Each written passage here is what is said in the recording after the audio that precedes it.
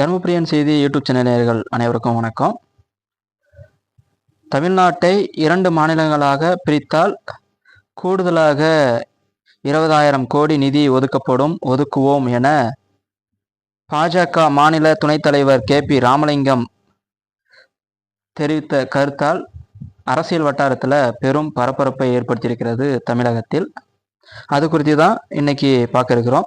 மத்திய அரசின் நிதிநிலை அறிக்கையில் தமிழகம் புறக்கணிக்கப்பட்டிருக்கிறதா?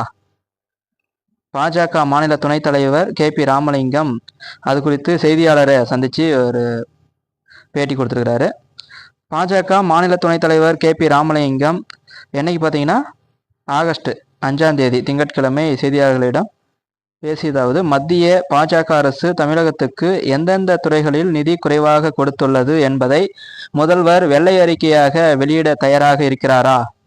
அதாவது சமீபத்தில் பாஜக அரசு தெலுங்கானா மற்றும் பீகார் மாநிலத்துக்கு மட்டும் கூடுதலாக நிதி ஒதுக்கி இருக்கிறாங்க, தமிழகத்தை புறக்கணிச்சிட்டாங்க அப்படின்னு சொல்லிட்டு அங்கங்கே அடையாள போராட்டமாக தமிழ்நாடு முழுவதும் திமுக கட்சியை சார்ந்தவர்கள் அங்கங்கே போராட்டம் ஆர்ப்பாட்டம்ன்ற பேர்ல நடத்தினாங்க, அடையாள போராட்டம் நடத்தினாங்க இல்லையா? அந்த போராட்டம் குறித்து தான் பாஜக மாநில துணைத் தலைவர் KP ராமலிங்கம் அது கருத்து தெரிவிச்சிருக்கிறாரு. மத்திய அரசின் திட்டம் செயல்படுவதற்கு மாநில அரசு ஒத்துழைப்பு அளிக்கவில்லை என்றால் ஒன்றும் செய்ய முடியாது. ஒத்துழைப்பு இல்லாத மாநில அரசு மெத்தனமாக இருந்த காரணத்தினால் சில திட்டங்களுக்கான நிதிநிலை அறிக்கையில் நிதி ஒத்திவைக்கப்பட்டுள்ளது அப்படின்ற மாதிரி சொல்றாரு. அதாவது மத்திய அரசும் மாநில அரசும் இணக்கமாக செயல்பட வேண்டும். அதாவது எதிரணியில இருக்கலாம், இருந்தாலும் அவங்களோட சில திட்டங்களை செயல்படுத்துவதில் அவங்கள ஒருமித்த கருத்தா இருவரும் சேர்ந்து இணைஞ்சு செயல்படணும், பேச்சுவார்த்தை மூலம் சரியான முறையில் செயல்படணும் அப்படின்றதே தான் அவர் சுட்டி காட்டாரு. அதை தவறுனதுனால நிதி வழங்குறதுல தாமதமாயிருக்குது அப்படின்ற மாதிரி சொல்லியிருக்கிறாரு. பீகாருக்கும் ஆந்திர மாநிலத்துக்கும் அதிக நிதி கொடுத்ததாக திமுக அரசு கூறுகிறது. மன்மோகன் சிங், அதாவது முன்னாள் பிரதமர் மன்மோகன் சிங் ஆந்திர பிரதேசத்திற்கு சிறப்பு நிதியை அறிவித்தார். ஆனால் அது முழுமையாக சென்றடையவில்லை, வழங்கப்படவில்லை அப்படின்ற மாதிரி குறிப்பிடுறாரு.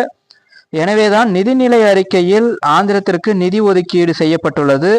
ஆந்திர மாநிலத்தில் இருந்து தெலுங்கானாவை பிரிக்கும் போதே புதிய தலைநகரம் உருவாக்க 20,000 கோடி ஒதுக்கப்படும் என மத்திய அரசால் ஒப்பந்தம் போடப்பட்டிருந்தது.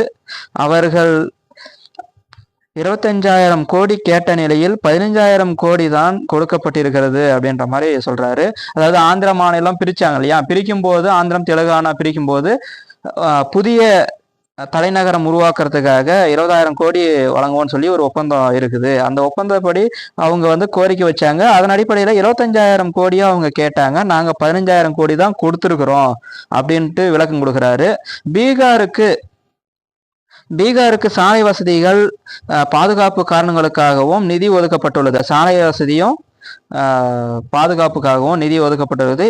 2 ஆண்டுகளுக்கு முன் தமிழகத்துக்கு சாலை பாதுகாப்பு கட்டமைப்புக்காக 1,15,000 கோடி சிறப்பு நிதியாக மத்திய அரசு வழங்கிய போது பீகார் மாநிலத்துக்கு வழங்கப்படவில்லை.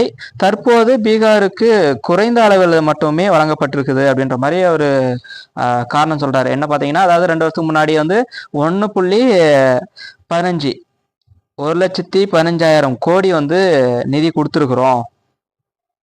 அப்போ அந்த டைம்ல பீகாருக்கு நாங்க கொடுக்கல, அதன் அடிப்படையில தான் இப்போ அவங்களுக்கு கொடுத்துருக்குறோம் அப்படின்ற மாதிரி சொல்றாங்க. இப்போதும் கூட சேலத்தை அவர் கடைசியா என்ன சொல்றாருன்னா, நம்ம தான் அந்த தலைப்பு வச்சிருக்கோம் இல்லையா, அந்த தலைப்புடைய தான் இப்போதும் கூட சேலத்தை தலைநகரமாக கொண்டு தமிழகத்தை 2 மாநிலங்களாக பிரித்தால் ஒரு மாநிலத்திற்கு 15,000 கோடி மட்டுமல்ல 20,000 கோடியாக கூட நிதியை பெற்று தருகிறோம் என்று தெரிவித்து இருக்கிறார். அதாவது நீங்க 2 மாநிலமா அவங்க பிரிச்சதுனால அவங்களுக்கு அந்த புதிய தலைநகரம் உருவாக்குறதுக்காக நாங்கள் கொடுத்துருக்குறோம். நீங்கள் அந்த அடிப்படையில் அதே மாதிரி வேணும்னு சொல்லி கேட்டிங்கன்னா நீங்கள் சேலத்தை மையப்படுத்தி அதாவது அவர் யூகத்தில் சொல்கிறார். எப்படி சொல்கிறாருன்னா, தென் தமிழ்நாடு வட தமிழ்நாடுன்ற மையப்படுத்தி சேலத்தை தலைநகரமாக மையப்படுத்தி நீங்கள் ஒரு 2 மாநிலங்களாக பிரிங்க. அப்படி பிரிக்கும் பட்சத்தில் நீங்கள் கேட்குற மாதிரியே அதே மாதிரி தெலுங்கானா ஆந்திரா எப்படி நம்ம நிதி கொடுத்துருக்குறோமோ அதன் அடிப்படையில் இங்கேயும் தமிழ்நாட்டுக்கு நிதி கொடுத்துடலாம் அப்படின்ற மாதிரி அவர் சொல்கிறாரு. அவரோட கருத்தாக இது பதிவிடுறோம். இந்த பதிவு உங்களுக்கு பிடிச்சிருந்ததுன்னா லைக் பண்ணுங்கள், அப்படியே சப்ஸ்கிரைப் பண்ணிவிடுங்க. அப்போ தான் நம்ம போடுற வீடியோ வந்து உங்களுக்கு ஒன்று கிடைக்கும். நன்றி, வணக்கம்.